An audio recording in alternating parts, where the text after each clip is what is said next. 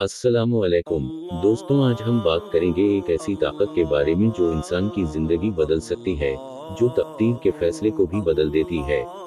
वो ताकत है दुआ। जी हाँ, दुआ एक ऐसी इबादत है जो मोमिन के पास सबसे बड़ा हथियार है। आज हम जानेंगे कि दुआ क्यों इतनी अहम है और ये नसीब के साथ क्या ताल्लुक रखती है। दुआ क्या है? दुआ सिर्फ अल्फाज नहीं, बल्कि ये एक यकीन है, अल्लाह पर भरोसे का इजहार है। कुरान पाक में अल्लाह ताला फरमाता है, तर्जुमा, मुझे पुकारो, मैं तुम्हारी दुआओं को कबूल करूंगा।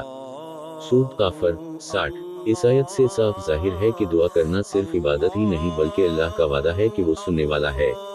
नसीब और दुआ का ताल्लुक। अक्सर लोग कहते हैं, मेरा नसीब ऐसा है, मैं कुछ नहीं कर सकता।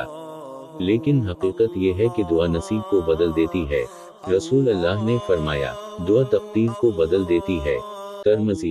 ये हदीस हमें ये सिखाती है कि इंसान मायूस ना हो, क्योंकि अल्लाह हर चीज पर कादिर है। जो चीज नामुमकिन लगती है, दुआ से मुमकिन हो जाती है। पैगंबरों की दुआएं और मुजज़ात। कुरान में कई मकामात पर पैगंबरों की दुआओं का जिक्र है। हजरत यूनुस अलैहिस्सलाम को मछली के पेट में अंधेरों ने घेर लिया। इन्होंने अल्लाह से दुआ की। अल्लाह ने उनकी दुआ कबूल की और इन्हें निजात दी। ये हमें सिखाता है कि चाहे हालात कितने भी बुरे हों, उम्मीद ना छोड़ें। दुआ की कबूलियत की शराइत। 1. दिल से खुलूस हो।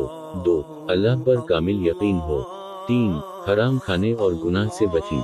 4. जल्दबाजी ना करें, दुआ मांगते रहें। रसूल अल्लाह ने फरमाया, तुम में से हर एक की दुआ कबूल होती है जब तक वो जल्दबाजी ना करे और ये ना कहे कि मैंने दुआ की मगर कबूल नहीं हुई।